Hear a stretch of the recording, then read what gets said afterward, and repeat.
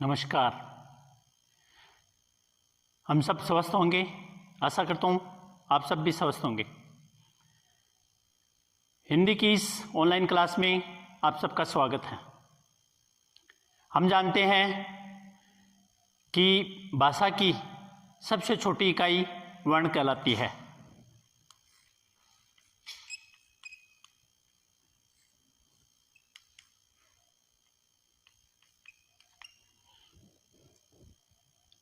हमने देखा कि भाषा की सबसे छोटी इकाई वर्ण कहलाती है, अर्थात जिसके टुकड़े नहीं किए जा सकते, अ, क, ये वर्ण कहलाते हैं। इसी प्रकार अन्य वर्ण भी हो सकते हैं।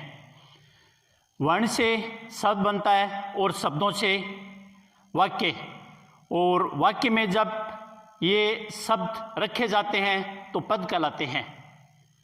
इसी प्रकार ये पद है वो व्याकरण के नियम के अनुसार बदलते रहते हैं।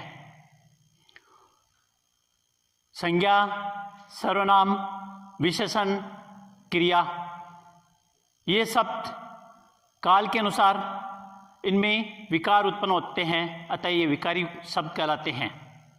अपन ने पूर्व में विशेषण विकारी शब्द पढ़ा।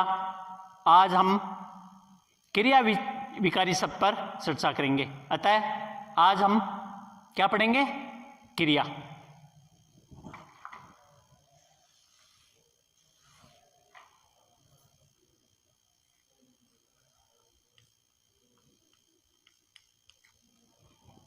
क्रिया नाम से स्पष्ट है कि शब्द के जिस रूप से किसी कार्य का करना या होना पाया जाए वो क्रिया कहलाता है। जैसे लिखना, मैं लिखता हूं।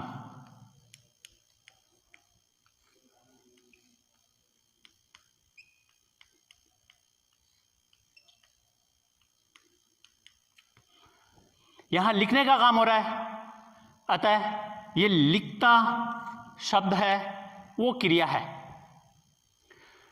वाक्य में जब क्रिया नहीं होती है तो वह वाक्य न होकर वाक्यांश होता है, अर्थात फिर वो संपूर्ण वाक्य नहीं बनता है व्याकरण के नियम के अनुसार। अतः वाक्य में क्रिया होनी आवश्यक है और क्रिया से ही वाक्य पूर्ण वाक्य बनता है, अन्यथा फिर वो वाक्यांश कहलाता है। अतः हमने देखा कि वे शब्द जिनसे किसी कार्य का करना या होना पाए जाए उसे क्रिया कहते हैं। जैसे लिखना, पढ़ना, दौड़ना, खेलना, हंसना, आना, जाना आदि। हमने देखा कि वे शब्द जिनसे किसी कार्य का होना पाया जाए उसे क्रिया कहते हैं। अभी अपन ने यही देखा, जैसे लिख,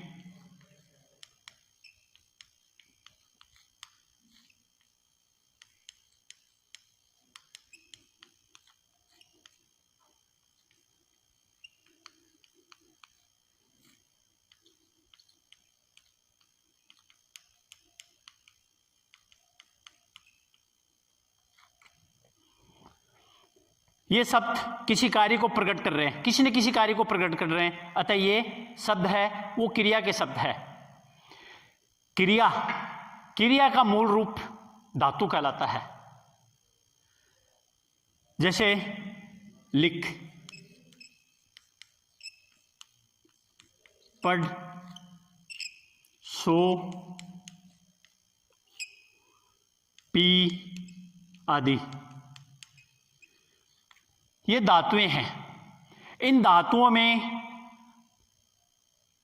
ना प्रत्यय जोड़ने से क्रिया बनती है। हम देखते हैं, जैसे लिख, ना प्रत्यय जोड़ा, लिखना, पढ़ ना, सो ना, पी ना, जा ना।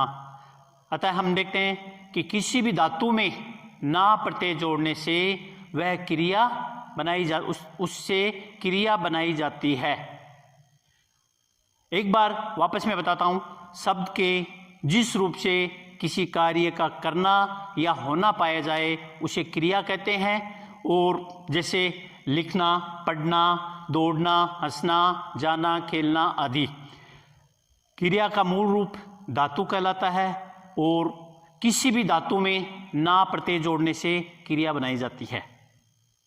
अब हम आगे बढ़ते हैं क्रिया और उसके प्रकार।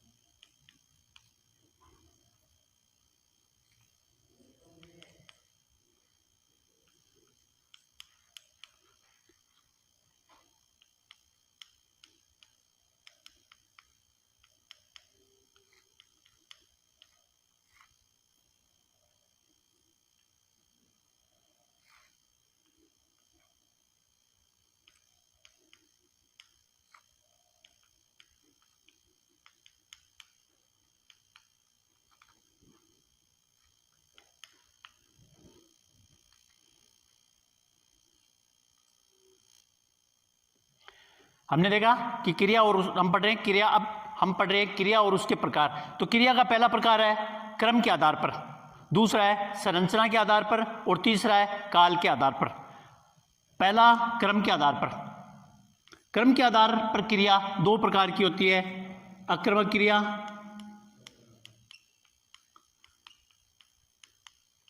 और दूसरी है सक्रमक क्रिया।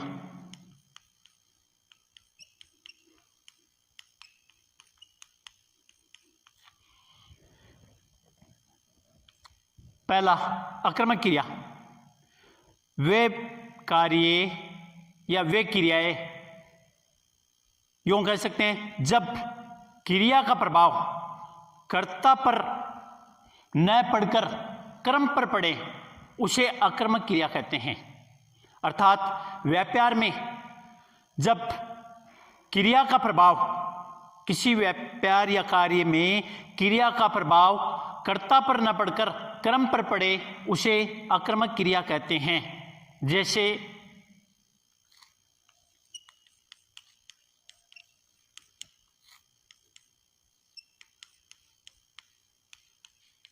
अनिल पढ़ता है, अनिल पढ़ता है।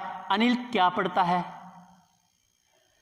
किसको पढ़ता है, पता नहीं चल रहा, इसलिए ये जो क्रिया है इसका प्रभाव अनिल पर पड़ रहा है, पढ़ने के कारण ये अक्रमक क्रिया है। रवि खाता है, रवि क्या खाता है, नई जानकारी हो रही है, इसलिए ये खाना क्रिया है और इसका प्रभाव कर्ता पर पड़ रहा है, इसलिए ये अक्रमक क्रिया कहलाती है। दूसरा है सक्रमक क्रिया, जब किसी व्यापार या कार्य में क्रिया का प्रभाव कर्ता पर न पड़कर क्रम पर पड़े उसे सक्रमक क्रिया कहते हैं।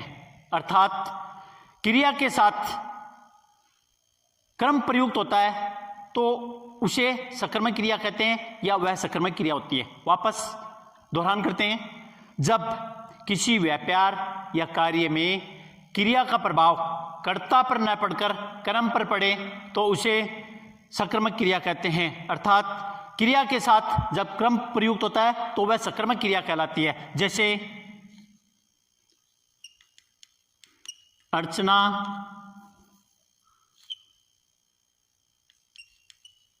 हिंदी पढ़ाती है,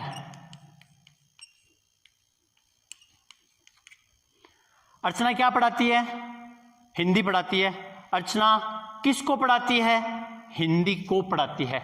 इस प्रकार यहां पर यह जो क्रिया है इसका प्रभाव क्रम पर न पड़कर,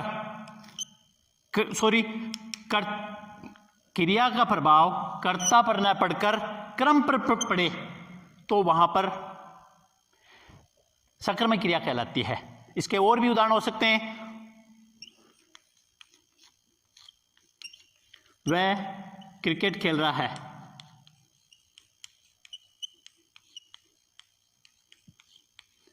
क्या खेल रहा है? क्रिकेट खेल रहा है।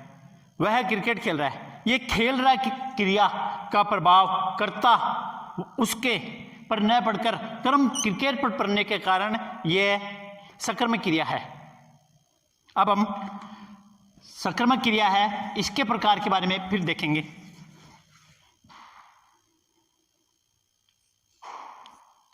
नंबर 1,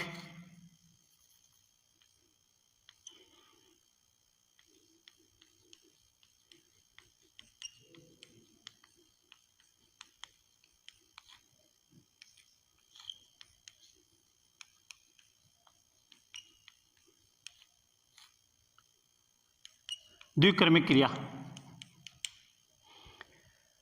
जब किसी व्यापार या कार्य में क्रिया के साथ एक क्रम प्रयुक्त होता है उसे एक क्रमिक क्रिया कहते हैं, एक क्रमक क्रिया कहते हैं। जब क्रिया के साथ एक क्रम प्रयुक्त होता है उसे एक कर्मक क्रिया कहते हैं। जैसे बालक ने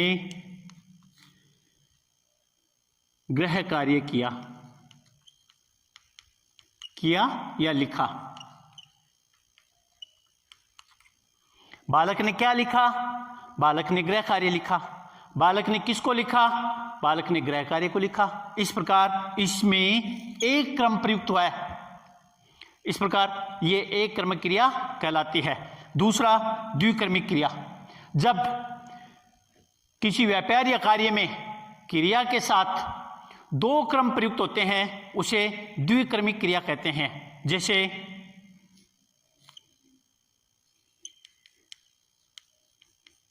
अध्यापक जी ने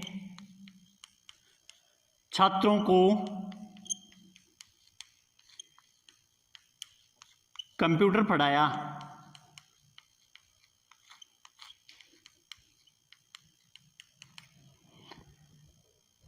अभी हमने देखा कि एक क्रम क्रिया, जिस क्रिया के साथ एक क्रम प्रयुक्त होता है वह एक क्रमिक, और जिस क्रिया में क्रिया के साथ दो क्रम प्रयुक्त होता है वो द्विक्रमिक क्रिया कहलाती है। जैसे अध्यापक ने छात्रों को कंप्यूटर पढ़ाया। अब ये पढ़ाया कंप्यूटर क्रिया है, इसमें छात्रों को और कंप्यूटर को दो क्रम प्रयुक्त है। यह कोई जरूरी नहीं है कि कंप्यूटर क्रम है इसके साथ में को लगा है, इसमें तो को लगा है, लेकिन यहां दूसरा जो क्रम प्रयुक्त हुआ है वहां को लगे, ये कोई जरूरी नहीं है। अर्थात कहने का मतलब है कि यहां पर तो क्रम अपन ने देखा कि क्रम जो कारक है इसकी विभक्ति है को, और जिस क्रिया में को क्रम प्रयुक्त होता है वो सकर्मक क्रिया कहलाती है। कहने का भाव यह है कि अध्यापक ने छात्रों को कंप्यूटर सिखाया। यहां दो क्रम प्रयुक्त है, एक तो है छात्रों, दूसरा कंप्यूटर। इसको यूं भी कह सकते हैं, अध्यापक जी ने छात्रों को कंप्यूटर को पढ़ाया। इस प्रकार अपन ने देखा कि क्रिया और उसके प्रकार, शब्द के जिस रूप से किसी कार्य का करना या होना पाया जाए उसे क्रिया कहते हैं, और क्रम के आधार पर क्रिया दो प्रकार की होती है। हम अपनी अगली क्लास में क्रिया के जो दो अन्य प्रकार बच गए हैं वो पढ़ेंगे। धन्यवाद।